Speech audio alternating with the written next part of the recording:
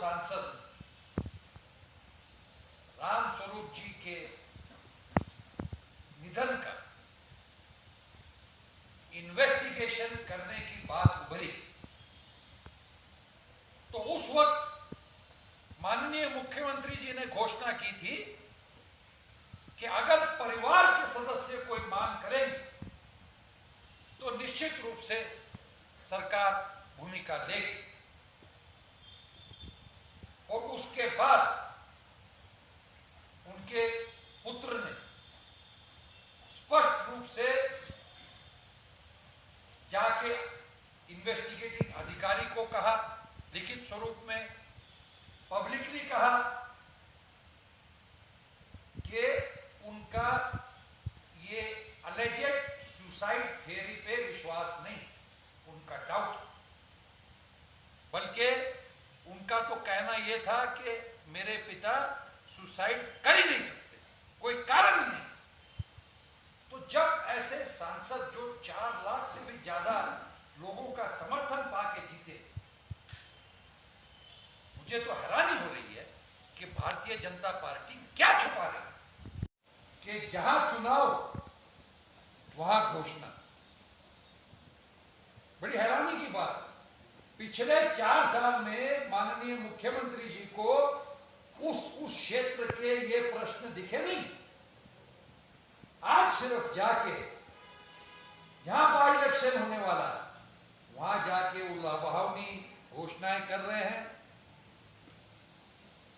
जो कि एक प्रकार से उनका एडमिशन है कि पिछले 4 साल में सरकार ने उन क्षेत्रों को निग्लेक्ट किया। It is an admission by the BJP government that they have neglected this constituency. Why during the past 4 years such announcements were not made? If the Chief Minister was really concerned about the welfare of these constituencies,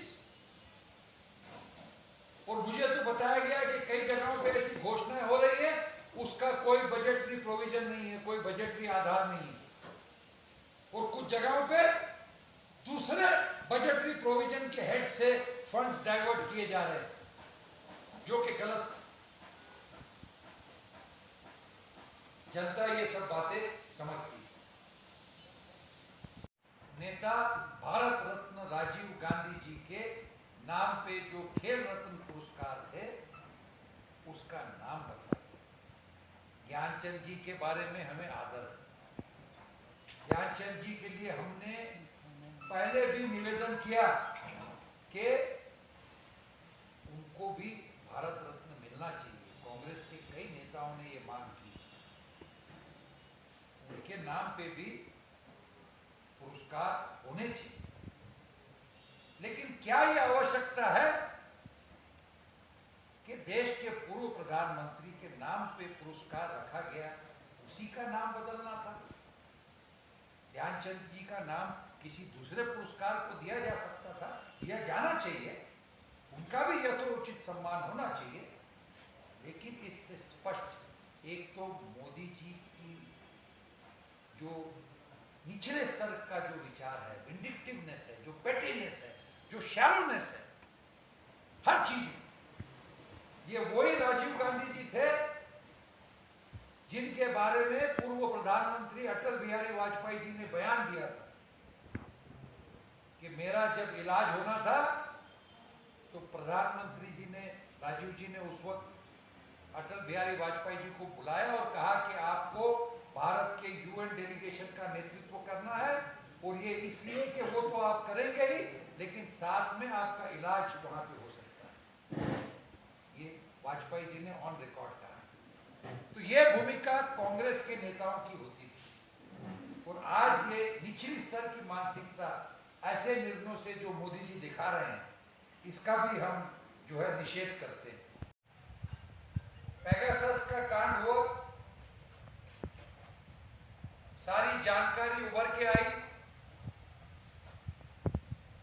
पूरे तरीके से यह स्पष्ट हो गया कि इसमें सरकार का हाथ है, क्योंकि जो एनएसओ कंपनी है उनके उनकी नीति ही ये है कि किसी भी देश के सरकार के सिवा किसी भी प्राइवेट संस्था को वो ये यंत्रणा प्रोवाइड नहीं करती। और जिस तरह के नाम जो उभर के आए, जिसमें उच्च अधिकारियों, राजनेताओं, विरोधी पार्टी के प्रमुख नेताओं, जजों को तक नहीं छोड़ा गया, पूरे तरीके से इस जासूसी कांड से भारतीय जनता पार्टी के सरकार ने देश के कानून और संविधान की धज्जियां उड़ाई, लोकतांत्रिक व्यवस्था को तहस-नहस करके इंडिविजुअल फ्रीडम पे यह सबसे बड़ा हमला भारतीय जनता पार्टी सरकार का रहा है। और चोर की दाढ़ी में तिनका चर्चा करने की तैयारी नहीं। हमारे नेताओं ने, विपक्षी नेताओं ने बार बार कहा कि इस विषय पे चर्चा होनी चाहिए संसद में, लेकिन सरकार चर्चा करने तैयार नहीं, क्योंकि पूरे तरीके से एक्सपोज हो गई।